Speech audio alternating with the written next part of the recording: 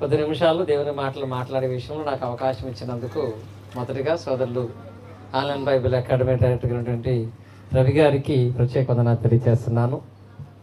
అదేవిధంగా ఈ కార్యక్రమం నడిపిస్తున్నటువంటి సోదరులు బుల్లంబాయి గారికి, మా తోటి సహదాసులకు, సహోదరులందరికీ కూడా ప్రత్యేక వందనాలు.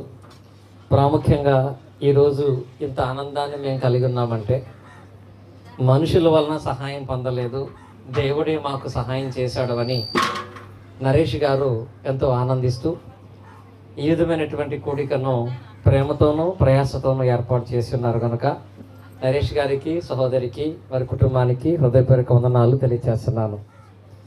జన్మదిన సందర్భంగా ఎక్కువగా ఏ వాక్యాలు మాట్లాడుకుంటామో అవి ఆల్రెడీ లాలయ్య గారు పాటలో మొత్తం దాని గురించి ప్రస్తావించడం జరిగింది. సందర్భానుగుణంగా చక్కటి కీర్తన లాలయ్య గారు పాడారు. సరే, ఈ సమయంలో నరేష్ గారి విషయమై మనం జ్ఞాపకం చేసుకున్నట్లయితే నిజంగా దేవుడు నరేష్ గారికి మంచి ఫ్యామిలీని ఏర్పాటు చేశాడు. దేవుని యందు భయభక్తులు కలిగినటువంటి భార్యగా సహోదరిని, వినయము నెమ్మది కలిగినటువంటి కుమార్తెగా చక్కటి బిడ్డను, మరణపు అంచుల వరకు వెళ్ళి తిరిగి బ్రతికి వచ్చిన విధంగా కొడుకుని, అలాగే వాళ్ళందరి యందు కూడా ఆనందించే విధంగా నరేష్ గారికి మరొక ఆయుష్ కాలాన్ని దేవుడిచ్చాడు. నిజంగా మంచి ఫ్యామిలీగా ఇప్పుడు వీళ్ళు ఏర్పరచబడ్డారు. వాళ్ళది మాత్రమే మంచి ఫ్యామిలీ కాదు, ఇక్కడ ఉన్న వాళ్ళందరికీ కూడా ఫ్యామిలీస్ ఉన్నాయి. ఫ్యామిలీగా ఉన్నటువంటి వాళ్ళు స్థిరపరచబడాలంటే ఎలా ఉండాలి అనేటువంటి దాంట్లో నుంచి ఈరోజు మనం నేర్చుకునేటువంటి పాఠ్యాంశం ఏంటంటే ఫ్యామిలీ సెటిల్ అవటమా, ఫ్యామిలీ సెటిల్మెంట్ అవటమా అని రెండు విషయాలు నేర్చుకుంటాం. ఫ్యామిలీ ఉన్న ప్రతి ఒక్కరూ ఏమనుకుంటారంటే మా ఫ్యామిలీ సెటిల్ అవ్వాలి, మా ఫ్యామిలీ సెటిల్ అవ్వాలంటారు. సెటిల్ అవ్వటం అంటే ఏంటి? స్థిరపడాలి. ఇప్పుడు నరేష్ గారు మంచి ఫ్యామిలీ అయ్యారు, అందరికీ ఫ్యామిలీలు ఉన్నాయి. అందరు ఏమనుకుంటారంటే నేను నా ఫ్యామిలీని సెటిల్ చేయాలి అంటే ఫ్యామిలీ స్థిరపరచబడాలని. అందరూ కూడా ఫ్యామిలీ సెటిల్ అవ్వాలనుకుంటున్నారు, కానీ ఈ రోజుల్లో ఎక్కువ ఫ్యామిలీలు సెటిల్మెంట్కే వెళ్తున్నాయి. సెటిల్మెంట్ అంటే ఏం చేయటం? అక్కడ పరిష్కరించుకోవటానికి, వాళ్ళకి వాళ్ళ మధ్య వచ్చే విభేదాలు పరిష్కరించుకోవడానికి సెటిల్మెంట్కి ఎక్కువ ఫ్యామిలీలు వెళ్తున్నాయి. సెటిల్మెంట్కి వెళ్లకుండా ఫ్యామిలీ సెటిల్ అవ్వాలంటే ఏం చేయాలి అనే దాన్ని దేవుని యొక్క వాక్య భాగంలో నుంచి మనం జ్ఞాపకం చేసుకుందాం. యేసుక్రీస్తు వారు చెప్పినటువంటి ఉపమానం యొక్క భాగంలో యేసుపాదం గారు ఫోన్ బాగా మాట్లాడినా యేసుపాదం గారు దాన్ని చాలా చక్కగా మనం చదివి వినిపించారు. ఆ వాక్య భాగములో ఇల్లు అనే ఒక దాన్ని ప్రస్తావించి ఆ ఇల్లు స్థిరపరచబడాలంటే ఒక ఇల్లు స్థిరపరచబడటానికి మన సబ్జెక్టు ప్రకారముగా సెటిల్ అవ్వటానికి మూల కారణం ఏంటో అక్కడ యేసుక్రీస్తు వారు తెలియపరిచారు. ఏ ఇల్లు అయినా ఎప్పుడు స్థిరంగా ఉంటుందని ఉంటుంది. అక్కడ బండ మీద పునాది వేసినటువంటి ఇల్లు స్థిరంగా ఉంటుంది, ఇసుక మీద పునాది వేసినటువంటి ఇల్లు ఏమవుతుంది? కూలిపోతుంది అని యేసుక్రీస్తు వారు మాట్లాడారు. అది భౌతికంగా కట్టే ఇల్లు గురించి మాత్రమే కాదు, కుటుంబం అనేటువంటి ఇల్లు కూడా అది ఏ పునాది మీద నిలబడి ఉంటుందో దాని ప్రభావాన్ని అనుభవిస్తుందని, బండ మీద కట్టబడిన ఇల్లు అయినా ఇసుక మీద కట్టబడిన ఇల్లు అయినా ఖచ్చితంగా రెండు ఏమి ఎదుర్కొన్నాయి? గాలి తుఫాన్ అనేది బండ మీద కట్టిన ఇంటికి వచ్చింది, ఇసుక మీద కట్టిన ఇంటికి కూడా వచ్చింది. కానీ దాని యొక్క పునాది స్థిరమైనదిగా ఉండటాన్ని బట్టి బండ మీద కట్టబడినటువంటి ఇల్లు స్థిరపరచబడినట్లుగా లేఖన భాగాల్లో మనం చూస్తున్నాము. అంటే ఫ్యామిలీ సెటిల్ అవ్వాలంటే పునాది బలంగా ఉండాలి అనేది అందరి యొక్క ఆలోచన, ఉద్దేశం అయ్యింది. అలా ఫ్యామిలీ సమయం 12:20 అయింది. 40 నిమిషాల్లో 2 ప్రసంగాలు అయిపోతాయి. ఇప్పుడు ఈలోపు ఫ్యాన్ల గురించో కుర్చీల గురించో మాట్లాడుకునే ఎవరు టైం వేస్ట్ చేయొద్దు. 10 నిమిషాలు దేవుని వాక్యాన్ని క్రమంగా మనం అందరం కూడా విందాం.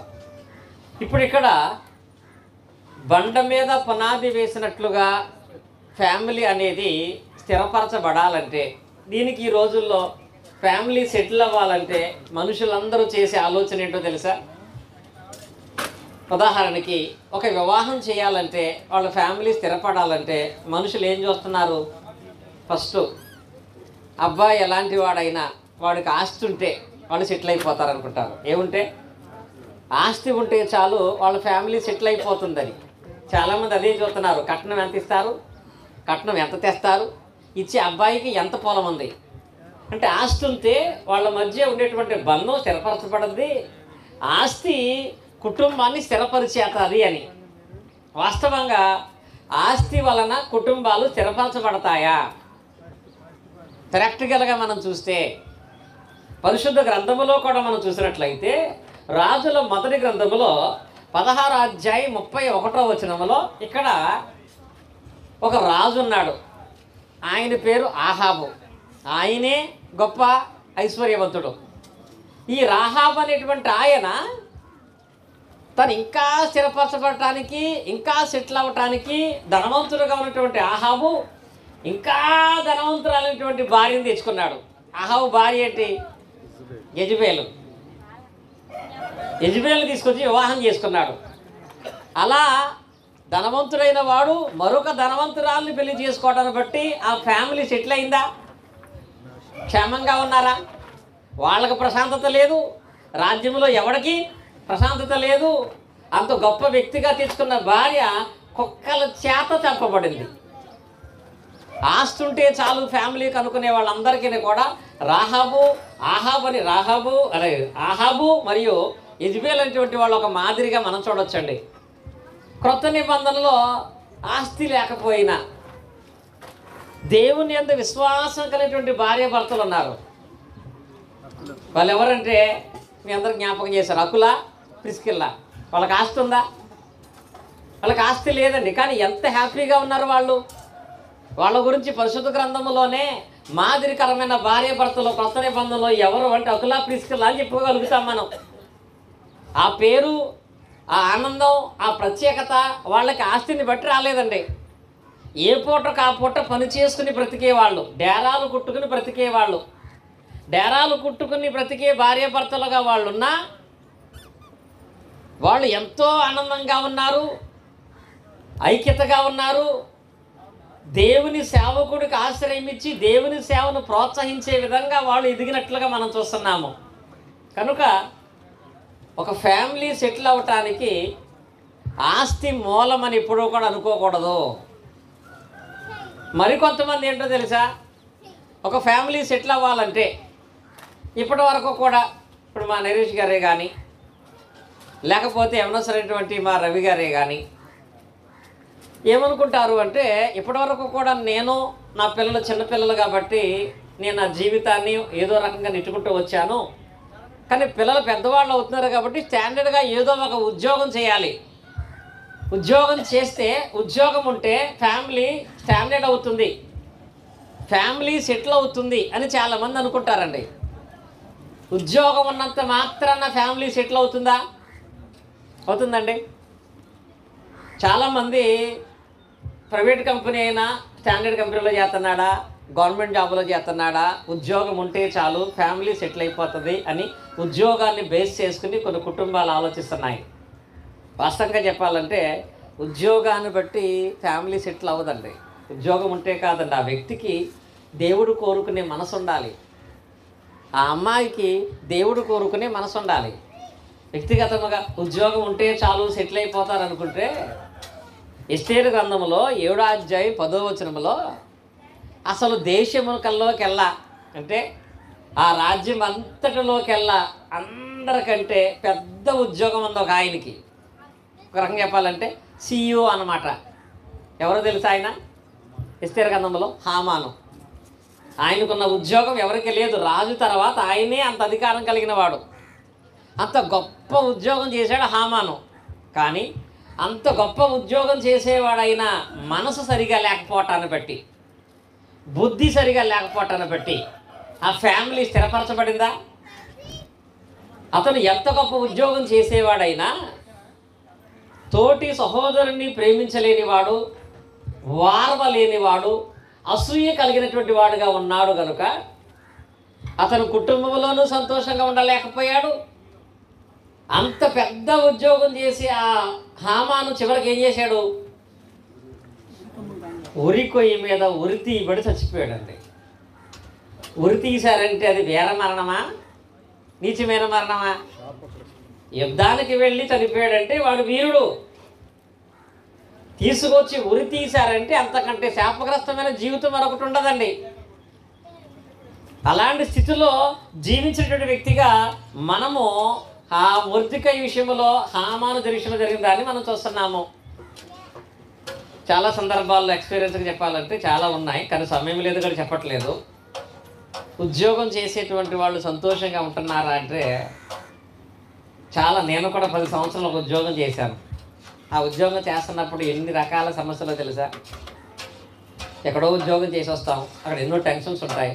పొద్దున్న సాయంత్రం వరకు ఆ టెన్షన్స్ అన్నీ పట్టుకుని ఎవరిని ఏం అనలేక, ఎవరిని ఏం చేయలేక మొత్తం ఫ్రస్ట్రేషన్ అంతా పట్టుకుని ఇంటికి వస్తాడు. ఏమేమి పొద్దున్న నుంచి ఇంట్లోనే ఉండి ఎవరో మాట్లాడేవాళ్ళు లేక తన భర్త వస్తే ఆ విషయాలన్నీ చెప్దాం అనుకుంటుంది. తలుపు తీయగానే ముఖం ఇంత లోపల పెట్టుకుని ఉంటాడు, ఫ్రస్ట్రేషన్లో ఉంటాడు. లోపలికి రాగానే ఏదో ఒకటి టేబుల్ మీద గ్లాస్ పడిపోవటమో, నీళ్లు వలకటమో కనపడగానే పొద్దున్నుంచి ఉన్న ఫ్రస్ట్రేషన్ అంతా భార్య మీద చూపిస్తాడు. ఎప్పుడైతే ఈ కోపాన్ని చూపించాడో వెంటనే ఆమె అనుకుంటుందంటే అందరితోనూ బాగానే ఉంటాడు, నాతోనే మాత్రం ఇలా మాట్లాడతాడు, నేనంటే ఇతనికి ఇష్టం లేదు కాబట్టి మా ఫ్యామిలీ సెటిల్ అవ్వదు, సెటిల్మెంట్కి వెళ్ళిపోదాం అనుకుంటారు. అలా అనుకోవడం గల కారణం అతను చేసే ఉద్యోగ స్థితిలో, అతను కలిగి ఉన్న పనిని బట్టి, భార్యతో ఎలా నడుచుకోవాలో మంచి మనసు లేకపోవటాన్ని బట్టి. ఇంత ఫ్రస్ట్రేషన్ ఉన్నా కోపం చూపించడం కంటే ఈరోజు ఇన్ని రకాలుగా ఇన్ని ఇబ్బందులు పడ్డానంటే ఆవిడే పట్టుకొచ్చి మెంతో ప్రసరేస్తుంది. లేకపోతే ఆవిడే మనకు జెండు మామ అయిపోద్ది, తలనొప్పి తగ్గని జెండు మామ అయిపోద్ది. కనుక ఉద్యోగాల వలన మాత్రమే ఫ్యామిలీ సెటిల్ అవుతుందనే దాని విషయంలో ఆలోచించకూడదండి. ఇక మరికొంతమంది ఫ్యామిలీ ఎప్పుడు సెటిల్ అవుతుందంటే పిల్లలుంటే చాలు. ఇక్కడ చూడండి, నరేష్ గారి ఫ్యామిలీ సెటిల్ అయిపోయినట్టు. ఎందుకంటే మంచి కుమార్తె, మంచి కుమారుని దేవుడు ఇచ్చాడు కనుక ఇంకా ఫ్యామిలీ సెటిల్ అయిపోయినట్టు అనుకుంటారు. పిల్లలుంటే ఫ్యామిలీ సెటిల్ అయిపోద్దా? పిల్లలు ఉంటానని బట్టి ఎక్కువ సమస్యలు వస్తున్నాయండి. బైబిల్లో పాత నిబంధనలో ఎక్కువ మంది పిల్లలు కనేటువంటి తండ్రి ఎవరో తెలుసా? మీకు తెలిసిన వాళ్ళలో ఎక్కువ మంది పిల్లలు, న్యాయాధిపతులు కాకుండా మనకు తెలిసిన బాగా తెలిసిన వ్యక్తులు ఎక్కువ మంది పిల్లలు ఎవరు? యాకోబు గురించి. యాకోబు గారికి ఎంతమంది పిల్లలు తెలుసా? 13 మంది పిల్లలు. నిజంగా 13 మంది పిల్లలు అయితే యాకోబు సెటిల్ అయిపోయాడా? 13 మంది పిల్లలు యాకోబు కలిగి ఉన్నా 13 మంది పిల్లలను కలిగినటువంటి యాకోబు చూడండి, ఆదికాండములో 37వ అధ్యాయం 34వ వచనం చదివినట్లయితే, యాకోబు తన బట్టలు చింపుకొని తన నడుము గోనిపట్ట కట్టుకుని అనేక దినములు తన కుమారుని మీద మంగళార్చుచుండగా అతని కుమారులందరూ అతని కుమార్తెలందరూ అతన్ని ఓదార్చుటకు యత్నము చేసిరు కానీ అతడు ఓదార్పు నొల్లకపోయాడు. అసలు ఈయనకి ఎంతమంది పిల్లలుంటే అసలు ఆయన్ని ఓదార్చడానికి అవకాశమే లేదంట. అంగలారుస్తూనే బ్రతికాడు. కారణం, పిల్లలున్నారు కానీ వారి ఆలోచనలు, వారి ఉద్దేశాలు సరైనవి కాదండి. చాలామంది ఈ రోజుల్లో నాకున్న పిల్లలను బట్టి నేను చాలా హ్యాపీగా ఉన్నానని చెప్పగలిగే వీళ్ళు ఎవరూ లేరండి. నాకు 2 అమ్మాయిలు, మా మారీష్ గారికి 3 అబ్బాయిలు. నా దగ్గరకు వచ్చినప్పుడు ఏమంటారో తెలుసా? నిజంగా మీకు 2 అమ్మాయిలు, మీరు అదృష్టవంతులు అంటారు. సరే, మారి దగ్గరికి వెళ్ళినప్పుడు ఎలా ఉంటుందో తెలుసా? మీకు 3 అబ్బాయిలు, మీరు అదృష్టవంతులు, మీరు అసలు ఏ ఇబ్బంది లేదని. కానీ అమ్మాయిలైనా అబ్బాయిలైనా సమస్యలు అనేటువంటి కుటుంబం ఏది కూడా లేదండి. వాళ్ళుంటే మంచిది, వీళ్ళుంటే మంచిది కాదండి. ఉన్నవాళ్ళు ఎవరైనా ఈ రోజులు అక్కరకు వచ్చేవాళ్ళు కాదు. వాళ్ళ విషయంలో మనం నెరవేర్చాల్సిన బాధ్యత మనం నెరవేర్చి మనము క్రీస్తునందు కొనసాగటం కంటే కూడా మరి శ్రేష్టమైనది మరి ఏదీ లేదు. కనుక జీవితాన్ని బట్టి కానీ బైబిల్ని బట్టి కానీ చూస్తే ఫ్యామిలీ సెటిల్ అవ్వటానికి ఆస్తి మూలం కాదు, ఫ్యామిలీ సెటిల్ అవ్వటానికి ఉద్యోగం మూలం కాదు, ఫ్యామిలీ సెటిల్ అవ్వటానికి పిల్లలు కూడా మూల కారణము కాదు. ఫ్యామిలీ మాత్రమే కాదు, ఎవరు స్థిరపరచబడాలన్నా స్థిరపరచబడే విషయంలో ముఖ్యమైనటువంటిది ఏంటంటే యోహాను సువార్త 17వ అధ్యాయం మనం చూసినట్లయితే 17వ వచనంలో అక్కడ యేసుక్రీస్తు వారు తెలియపరుస్తారు. దేవుని సేవకులను పంపించి అపోస్తలులను పంపిస్తే ఏమన్నాడంటే, సత్యమందు వారిని ప్రతిష్ఠ చేయము, నీ వాక్యమే సత్యము అనే పదం అక్కడ రాయబడింది. అంటే ఇప్పుడు దేవుడు ఏం చెప్తున్నాడంటే, ప్రతిష్ఠ అంటే ఏంటి? నిలవబెట్టడం. ఇప్పుడు నీ కుటుంబం నిలబడాలంటే, నీ జీవితం నిలబడాలంటే యేసుక్రీస్తు వారు అపోస్తులకు ఏం చెప్పాడంటే, నువ్వు అందరి దగ్గరకు వెళ్ళి వాళ్ళు స్థిరపరచబడాలంటే, ఫ్యామిలీ స్టాండర్డ్ అవ్వాలన్నా, వ్యక్తిగతంగా వాళ్ళు నిలబడాలన్నా ముందు మనుషులందరూ కూడా సత్యమందు వాళ్ళు నిలబడమని చెప్పు. సత్యమందు వాళ్ళని ప్రతిష్ఠించము, నీ వాక్యమే సత్యము. అంటే సత్యమందు వాళ్ళని ప్రతిష్ఠించడం అంటే వాక్యములో ముందు వాళ్ళని నిలబెట్టు. ఎవరిని? ఇప్పుడు నరేష్ గారి కుటుంబం సెటిల్ అవ్వాలంటే ఇప్పుడు ఆ కుటుంబం ముందు దేంట్లో నిలబడాలి? వాక్యములో, వాక్యము ద్వారా, వాక్యము నందు వాళ్ళు స్థిరపరచబడాలి. సత్యమందు వారిని ప్రదర్శించము, నీ వాక్యమే సత్యము. ఆ సత్యం ఏం చేస్తుంది? అదే యోహాను సువార్త చూడండి, 8వ అధ్యాయం 32వ వచనం చూసినట్లయితే, యోహాను సువార్త 8వ అధ్యాయం 32వ వచనం ఏంటంటే, మీరు సత్యమందు నిలబడినటువంటి వాళ్ళైతే అప్పుడు సత్యము మిమ్మల్ని ఏం చేస్తుంది? స్వతంత్రులుగా చేస్తుంది. స్వాతంత్రం అంటే సంతోషంగా మీరు ఉంటారు.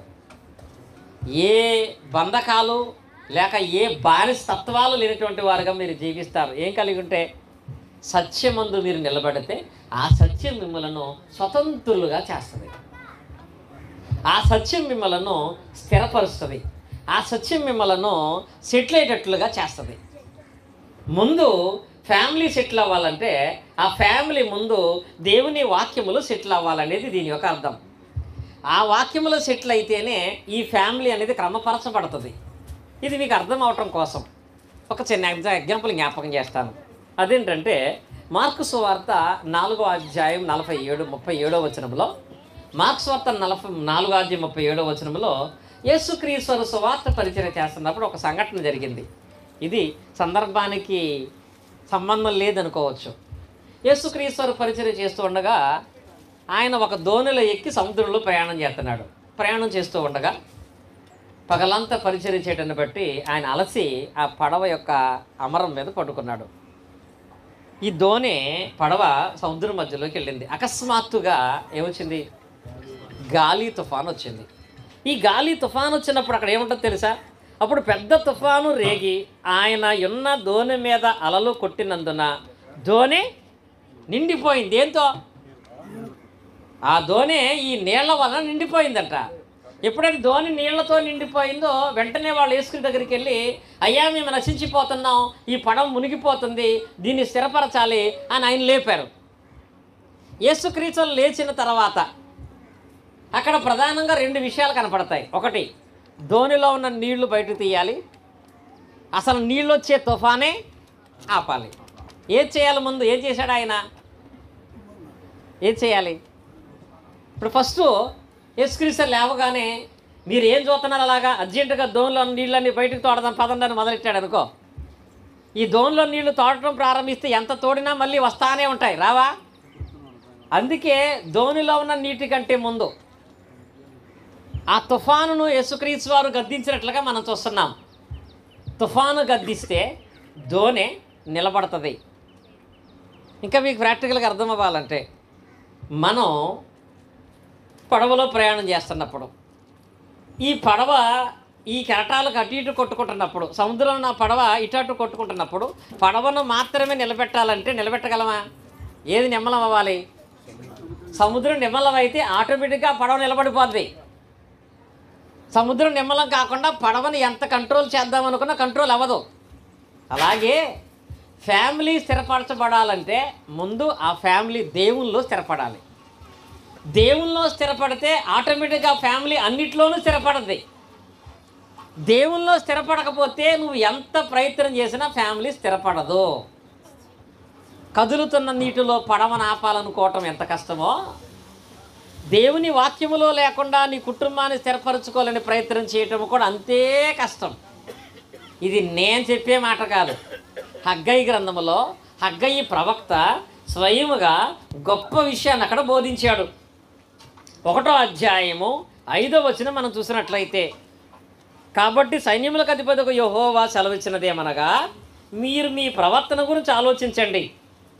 మీరు దేవుని పనిలో, దేవుని వాక్యములో, దేవుని మందిరములో స్థిరముగా నిలబడమని చెబితే మీరు నిలబడలేదు. యెహోవా మందిరం కట్టడానికి సమయం ఇంకా రాలేదు. మా ఫ్యామిలీ ప్రార్థనకి వెళ్ళే టైం రాలేదు. ఇంకా చాలా సమయం ఉంది. ఇల్లు కట్టుకోవాలి, కుటుంబ ఆర్థిక పరిస్థితులు మార్చుకోవాలి, ఆరోగ్య పరిస్థితులు మారాలి, మా సమస్యలే మాకున్నాయని మాట్లాడుకునే విధంగా వాళ్ళు ఉన్నారు. అప్పుడు అన్నాడు ఆ వాక్య భాగములో, మీరు విస్తారముగా విత్తనం మీకు కొంచెమే పండుతుంది. మీరు నీళ్లు తాగినా దాహం తీరదు, ఆహారం తిన్నా ఆకలి తీరదు, బట్టలు కప్పుకున్నా చలి ఆగదు. మీ సంపాదన చినిగిపోయిన సంచులు వేసిన ధనాన్ని పోలి ఉంటుంది అని అంటాడు అక్కడ. అంటే ఎందుకు అలా అయింది? నీ జీవితం ఎందుకు నిలబట్టలేదు?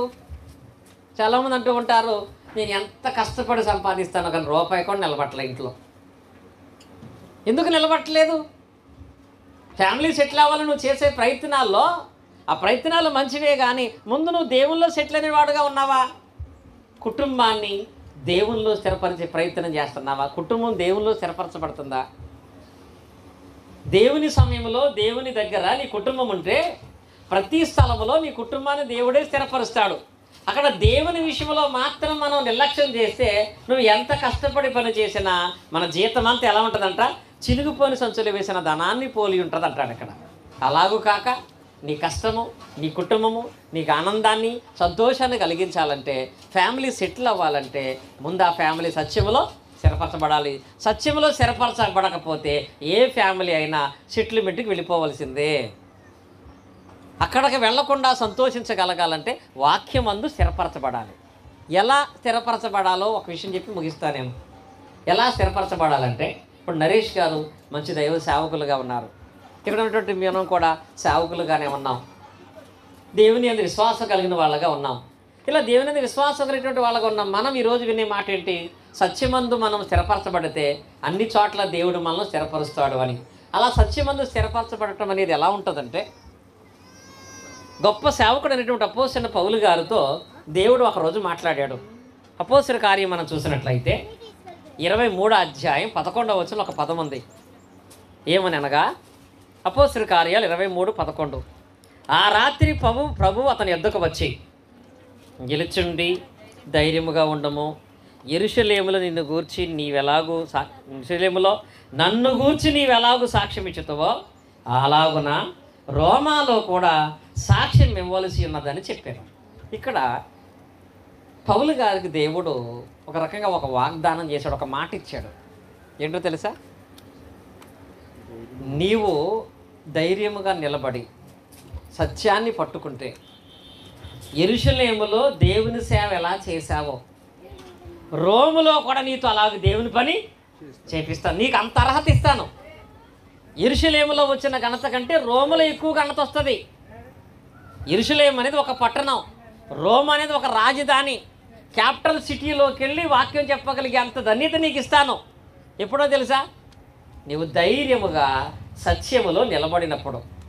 నువ్వు ధైర్యముగా సత్యములో నిలబడితే ఈ చిన్న ప్రాంతం నుంచి రోము ప్రాంతానికి నిన్ను తీసుకుని వెళ్ళి అక్కడ నేను గొప్ప సేవకుడుగా చేస్తాను, రోములో నిన్ను స్థిరపరుస్తానని దేవుడు చెప్పాడు. ఇది పౌలు గారికి దేవుడు ఇచ్చిన మాట. మనం సత్యములో ఉంటే ఆ సత్యము ద్వారా స్వతంత్రాన్ని ఇస్తానని దేవుడు చెప్పిన మాట. పౌలు గారు చెప్పిన ఆ మాట అయినా, మనకు దేవుడు చెప్పిన ఈ మాట అయినా మనం ధైర్యముగా ఉండే విధానములో ఆధారపడి ఉంటుంది. ఈ మాట పౌలు గారికి దేవుడు చెప్పిన తర్వాత 12 చూసినట్లయితే, 12 చదవండి ఎవరైనా. అపోస్తలుల కార్యగ్రంథములో 23వ అధ్యాయం 12వ వచనం మనం చూసినట్లయితే, ఉదయమైనప్పుడు యూదులు కట్టుకట్టి తాము పౌలును చంపు వరకు అన్నపానములు పుచ్చుకొనమని ఒట్టు పెట్టుకొనిరి. ఈ కుట్రలో చేరిన వారు 40 మంది అంట. ఎంతమంది అండి? దేవుడు పౌలు గారికి ఆ రాత్రి చెప్పాడు ఏమని? నువ్వు ధైర్యంగా ఉండు, స్థిరంగా ఉండు, విశ్వాసంగా ఉండు, నేను గొప్పవాడిని చేస్తాను. రాత్రి దేవుడు పౌలు గారికి ఆ మాట చెబితే తెల్లారేటప్పటికి 40 మంది కంటే ఎక్కువ మంది ఏమి ప్రమాణం చేశారో తెలుసా? పౌల్ని చంపేదాకా ఈరోజు భోజనం చేయమన్నారు. ఏమన్నారు? పౌలు చావు చూసేదాకా మేము భోజనం చేయం అని వాళ్ళు అనుకున్నారు. ఎంతమంది కుట్ర పన్నారు పౌలు మీద. పౌలు గారికి ఏమో దేవుడు ఒక మాట ఇచ్చాడు.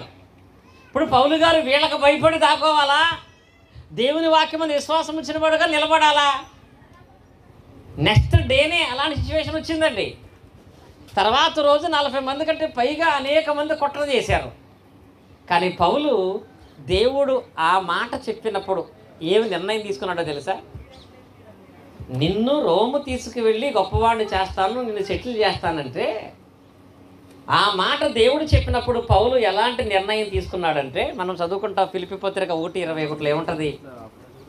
బ్రతుకుట క్రీస్తే, చావైతే దేవా నీవు చెప్పిన మాట ప్రకారంగా ధైర్యంగా నేను నిలబడతాను. ఎలా నిలబడతానంటే, నువ్వు నన్ను స్థిరపరచగలవు కనుక, స్థిరమైన నివాసం పరలోకములు నాకు ఉంది కనుక, ఆ పరలోకం వెళ్ళటం కొరకు బ్రతికితే క్రీస్తు కొరకు బ్రతుకుతాను. చచ్చిపోయిన నాకు మంచిది. ఎవరి కోసం? క్రీస్తు కొరకు నేను చనిపోయినా పర్వాలేదు కూడా పౌలు గారు. ఈ రోజుల్లో దేవుని కొరకు ఇలాంటి నిర్ణయం తీసుకునే కుటుంబాలు ఎవరున్నారు? నేను బతికేదే నా కూతురు కోసం అంటాడు ఒక ఆయన, నేను బతికేదే నా కొడుకు కోసం అంటాడు ఒక ఆయన, నేను బతికేది నా భార్య కోసం అంటాడు ఒక ఆయన, అసలు నేను బతికేది ఈ ఆచంత కాపాడుకుంటాడు ఒక ఆయన అండి. అలా అనుకున్న వాళ్ళు ఇప్పుడు బ్రతకలేదండి, బ్రతకలేరు కూడా సంతోషంగా. కానీ పౌలు గారు ఏమంటే తెలుసా? బ్రతికితే క్రీస్తు కొరకు బ్రతుకుతాను, సత్యంలో నేను ఉంటాను, దేవునికి దగ్గరగా నేను ఉంటానని అతను నిర్ణయం తీసుకున్నాడు. అలా అన్నందుకు బ్రతకనిచ్చాడో చంపేశాడా దేవుడు? ఏం చేశాడు? ఎప్పుడైతే ఏం జరిగినా, ఎన్ని కుట్రలు చేసినా, ఎంతమంది ఏమన్నా, నేను దేవుల్లోనే నిలబడి ఉంటాను, అవసరమైతే దేవుని కొరకు చావైనా నాకు ఇష్టమే అవును పౌలు నిలబడినందుకు దేవుడు నిజంగా పౌల్ని ఎలా తప్పిస్తూ రక్షిస్తూ స్థిరపరుస్తూ వచ్చాడంటే ఆయన సాక్ష్యం ఉంటుంది బైబిల్లో. కొరింథీ రాసిన పత్రికను మనం చూసినట్లయితే 2వ పత్రికలో 11వ అధ్యాయము 24-25 వచనాలు చూసినట్లయితే అక్కడ ఆయన సాక్ష్యం చెప్తాడు. దేవుడు నాకు ఒక మాట చెప్పాడు, ముందు సత్యమందు ధైర్యముగా ఉండమని. ఆయన చెప్పిన మాట ప్రకారంగా నేను జీవించుకుంటూ వస్తున్నాను. వచ్చేటప్పుడు ఆయనకి ఎన్ని ఆపదలు వచ్చినాయో తెలుసా? నరేష్ గారికి 1-2 ఆపదలేమో, పౌలు గారికి అయితే అక్కడ అంటాడు, అక్కడ యూదుల చేత 1 తక్కువ 5 మార్లు 40 దెబ్బలు నేను తిన్నాను, బెత్తముతో కొట్టబడ్డాను, అనేక పర్యాయాలు నేను వాడపగిలి సముద్రంలో ఉన్నాను. ఒక రాత్రి పగలు ఎక్కడ ఉన్నాడంట? ఒక రాత్రి పగలు సముద్రంలోనే ఉన్నాడంట. ఒక రాత్రి పగలు సముద్రంలోనే ఉంటే బతుకుతాడా? బతుకుతాడా? ఒక రాత్రి పగలు సముద్రంలోనే ఉంటే మా మహేష్ గారి భయం వేస్తుంది అంటున్నాడు. భయం కాదండి, ప్రాణమే పోతుంది. ఇలాంటి ఒక సేవకుడే దేవుని వాక్యాన్ని వదిలిపెట్టి తన ప్రాణాన్ని కాపాడుకోవాలని పారిపోయిన వ్యక్తి యోనా. యోనా సముద్రంలో పడవేయబడినప్పుడు అతనికి ఏ అపాయం కలగకుండా ఎంతసేపు ఉన్నాడు? సముద్రంలో పడవేసిన వెంటనే ఒక మత్స్య మింగేసింది. మరి రాత్రి పగలు ఉన్న పౌలు గారికి ఏ హాని కలగలేదంటే 2 నిమిషాలు కూడా లేకుండా పెద్ద మత్స్యం మింగేసింది యోనాని. 24 గంటలు పౌలు గారు సముద్రంలో ఉంటే ఆయనకి ఏ అపాయం కలగలేదు. కారణం ఆయన ఎక్కడ నిలబడ్డాడు, ఈయన ఎక్కడ నిలబడ్డాడు? ఇద్దరు ఉన్నది సముద్రంలోనే. కానీ ఒక ఆయన భౌతిక సంబంధమైనటువంటి ఆశ కలిగి పారిపోతున్నాడు, ప్రాణం మీద తెచ్చుకున్నాడు. పౌలు గారు అయితే దేవునిలో స్థిరముగా ఉంటే సముద్రం కూడా నన్ను ఏం చేయదు, సముద్రంలో జీవులు కూడా నన్ను ఏం చేయమని నిలబడ్డాడు కనుక క్షేమంగా తిరిగి బయటకు వచ్చి దేవుడు చెప్పినట్లుగా రోమ్ అనే పట్టణానికి వెళ్ళి అద్భుతముగా దేవుని పరిచర్యను చేసినట్లుగా లేఖన భాగాల్లో మనం చూస్తున్నాము. కనుక ఎవరైనా సరే వాక్యమును నిలబడినటువంటి వాడు ఎప్పుడు ఏ కాలమందు సిగ్గుపరచబడలేదు, ఎప్పుడు ఏ కాలమందునూ కూడా అవమానపరచబడలేదు. కీర్తన గ్రంథం 37లో ఉంటుంది, నీతిమంతులు విడవబట్టు కానీ వారి సంతాన భిక్షమిత్రుడు కానీ నేను చూడలేదు. నీతిమంతులు ఆస్తిపరులు అని మాట్లాడలేదు, ఉద్యోగస్తులని మాట్లాడలేదు, పిల్లలు కలిగిన మాట్లాడలేదు. నీతిమంతులుగా జీవిస్తే నీతిమంతుల కుటుంబముగా నువ్వు రాణించగలిగితే దేవుడు వారిని ఎప్పుడు విడిచిపెట్టాడు. వాళ్ళ పిల్లలు భిక్షం మెత్తకుండా అప్పిచ్చేవారుగా ఉంటారు తప్ప తీసుకునేవారుగా లేకుండా దేవుడు ఆస్వాదించాలంటే నీకున్నటువంటి కుటుంబం స్థిరపరచబడాలంటే ఆ కుటుంబం యొక్క పునాది ఏదై ఉండాలి? వాక్యం.